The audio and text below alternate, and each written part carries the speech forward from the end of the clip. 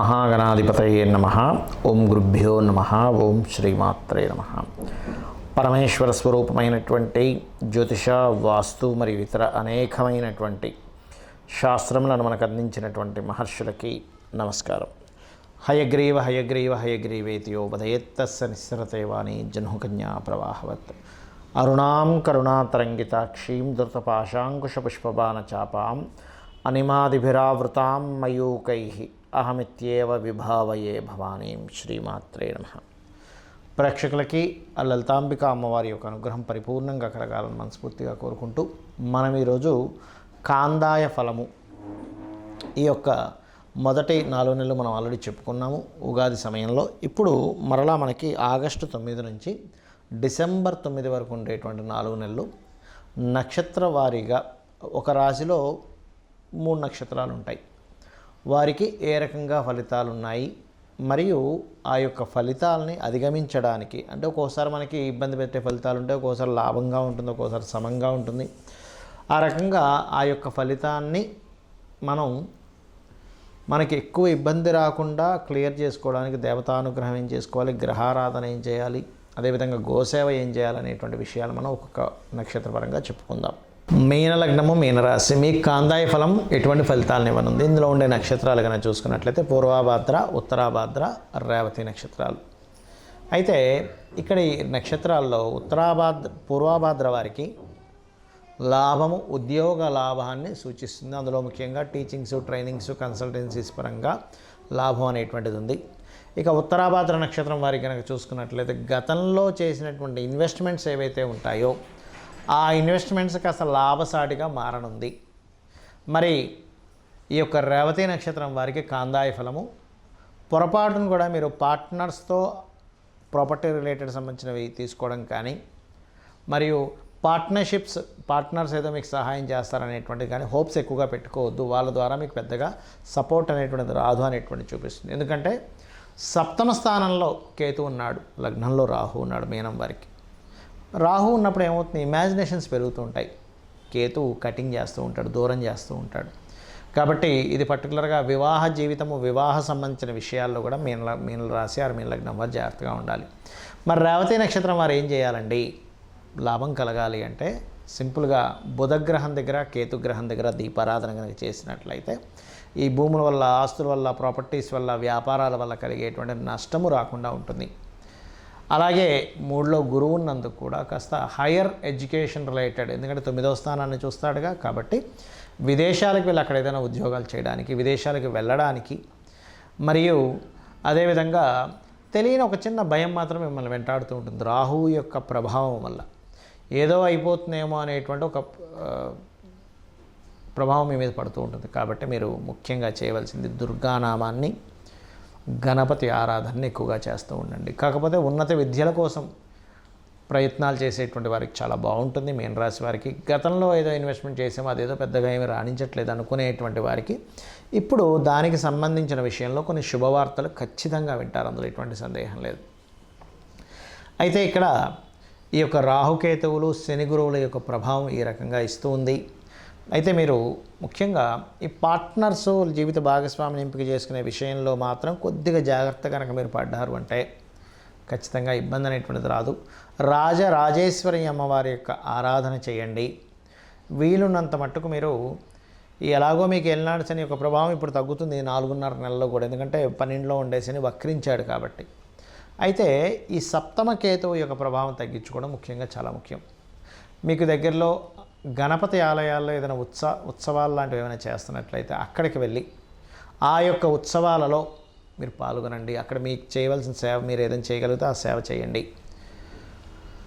ఈ రకంగా చేస్తూ రాజరాజేశ్వరి అమ్మవారి ఆరాధన చేసుకున్నట్లయితే అన్ని విధాలా మీకు బాగుంటుంది. ఈ కాందాయ ఫలాలు కానివ్వండి, రాశి ఫలాలు కానివ్వండి, మాస ఫలాలు కానివ్వండి, వార ఫలితాలు ఏవైనా కానీ ఒకటే గుర్తుపెట్టుకోండి, వీటన్నిటికంటే అతి ముఖ్యంగా మీరు చూసుకోవాల్సినటువంటిది మీ జన్మజాతక ఫలితం. ఎందుకంటే మనము పూర్వజన్మల్లో ఏదైతే కర్మని చేశామో ఆ కర్మ యొక్క ఫలితం ఈ జన్మలో మనం పొందుతూ ఉంటాము. మరి ఈ జన్మలో చేసేదండి, ఈ జన్మలో చేసే కొన్ని మంచి పనులు, సహాయం చేయడం, మాట సహాయం కావచ్చు, లేకపోతే ఇంకేదైనా సరే ఎవరికైనా పుస్తకాలు ఏమంటే ఇచ్చినవి కావచ్చు, అది కూడా కొంతవరకు మనం అనుభవిస్తూ ఉంటాం, ఇక్కడ అనుభవించడం కాదు. కానీ మనం ఎటువంటి పుణ్యకర్మ చేసినా నెక్స్ట్ జన్మలోకి వెళ్తుంది. అది 12 ఫైల్స్గా మారుతూ ఉంటుంది. అంటే ధనభావము, భాగ్యభావము, పుత్రభావము, వివాహము, జీవిత భాగస్వామి ఎలా ఉంటుంది అన్నీ కూడా ఈ జన్మలో ఎటువంటి కర్మని చేస్తామో ఆ రిలేటెడ్ సంబంధించిన ఆ 12 హౌజెస్లో అది వెళ్ళి చేరుతూ ఉంటుంది. అది గుడ్ ఆర్ బ్యాడ్. అందుకే మీరు ఏం చేయాలి, మీ యొక్క పర్సనల్ చార్ట్ ముఖ్యంగా చూసుకోండి. మీరు ఎదగలేకపోతున్నారు, లగ్నభావం ఎందుకు వీక్గా ఉందా, స్ట్రాంగ్గా ఉందా, ఎందుకు అనారోగ్యం వస్తుంది, ఎందుకు మీరు స్ట్రెస్ అవుతున్నారు. అలాగే మరొకటి ఏంటంటే ఇక్కడ ధనస్థానం. చాలామంది చూడండి ఎంతో టాలెంట్ ఉంటుంది కానీ డబ్బులు సంపాదించలేకపోతుంటారు. అంటే మీ ధనాధిపతి ఎక్కడో పాపకత్తిరిలోనో రాహుకేతు యాక్సెస్లోనో ఉన్నాడు. ఇదైతే ఎలా ఉన్నాడో దాన్ని బట్టి ధనం యోగం కూడా వస్తుంది. అంటే ఎలాగా,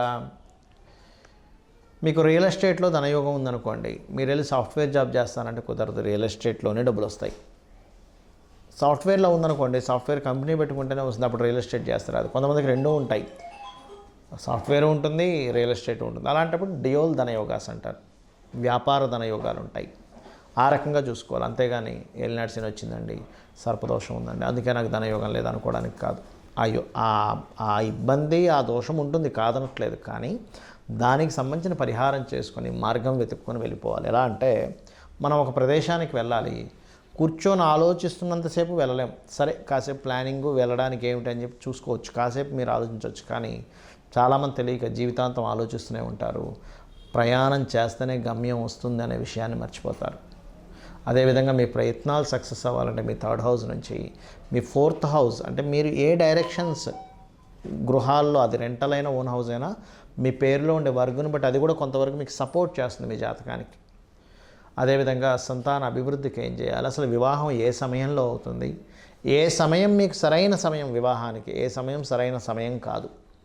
అదేవిధంగా ఉద్యోగ సంబంధించిన విషయాలు కానివ్వండి, వ్యాపార సంబంధించినటువంటి విషయములు కానివ్వండి, మీ యొక్క పర్సనల్ చార్ట్లోనే ఉంటాయి, గుర్తుపెట్టుకోండి.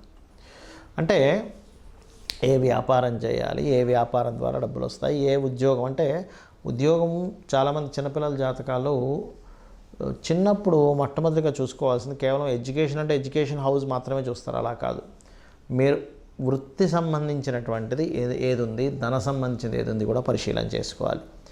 ధనము, వృత్తి. ఇప్పుడు చూడండి, ఎవరు టైంపాస్కి చేయరుగా ఎడ్యుకేషన్ కూడా ఇవాళ రేపు ప్రొఫెషనల్గా ఆ యొక్క ప్రొఫెషన్ తీసుకోవడానికి చేస్తారు. ఆ ప్రొఫెషన్ తీసుకోవడానికి చేస్తున్నాము అన్నప్పుడు మరి దానికి సంబంధించినటువంటిది మనం చేయాలి. అలాంటప్పుడు ముఖ్యంగా ఏంటంటే మీరు ఒకటే గుర్తుపెట్టుకోండి, మీ యొక్క జన్మజాతకంలో ధనాన్ని, ప్రొఫెషన్ని ఏ గ్రహం ఇస్తుందో దానికి ఫస్ట్ ప్రయారిటీ ఇవ్వండి. విద్య అనేటువంటిది అది ప్రొఫెషన్గా మారాలని రూల్ లేదు, క్యాజువల్గా నేర్చుకోవచ్చు, దాంట్లో టాలెంట్ పొందొచ్చు, ఆ యొక్క విద్య మీకు రావచ్చు. మనం నేర్చుకున్న ప్రతిదీ ప్రొఫెషన్గా మారాలని లేదు, గుర్తుపెట్టుకోండి. కానీ ప్రొఫెషన్గా మారాలనుకున్నప్పుడు మాత్రం ప్రొఫెషనల్గా ఇచ్చే గ్రహాలు ఏమిటో వాటిని పట్టుకోవాలి. అలాగే లైఫ్లో ఆకస్మిక సంఘటనలు, టర్నింగ్ పాయింట్స్ అంటారు, ఆ యొక్క టర్నింగ్ పాయింట్స్ కానీ, ఆకస్మిక సంఘటనలు కానీ, ఇవన్నీ కూడా ఏంటంటే మీ యొక్క జన్మజాతకంలో ఎప్పుడు ఎక్కడున్నాయనేటువంటిది చాలా స్పష్టంగా తెలుస్తూ ఉంటుంది. ఇక మీరు ఇవన్నీ నాకు తెలియవు, శరణాగతి అంటారు. అంటే నాకు ఇవేమీ తెలియవు, ఈ దుఃఖము, బాధ బాగా కలిసి రావడం, కలిసి రాకపోవడం, ఇవన్నీ నాకు తెలియదు, నువ్వు ఉన్నావు అమ్మా, నీ యొక్క అనుగ్రహం ఇదంతా కూడా అని అనుకుంటూ వెళ్ళిపోతూ ఉంటే దానంత గొప్పది మరొకట్లేదు. అంటే మన జన్మజాతకంలో ఎలా ఉన్నా కూడా మనం భగవంతుని ఆరాధిస్తూ భగవత్ నామస్మరణ చేసుకుంటూ మన పని మనం ధర్మంగా చేసుకుంటూ వెళ్తూ ఉంటే అమ్మవారే తను చూసుకుంటూ ఉంటుంది, సొంత తల్లి బిడ్డను చూసుకున్నట్టుగా.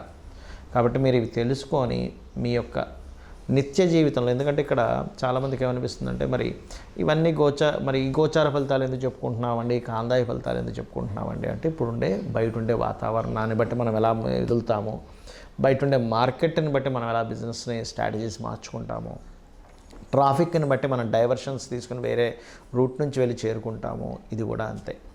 అంటే ఇప్పుడు గోచార ఫలితాలు ఇలా ఉన్నాయి, కాందాయి ఫలితం ఇలా ఉంది, కాబట్టి ఈ రకంగా మీరు ప్లాన్ చేసుకోండి అని చెప్పేది ఈ యొక్క గోచార ఫలితాలు. శ్రీమాత్రే నమః.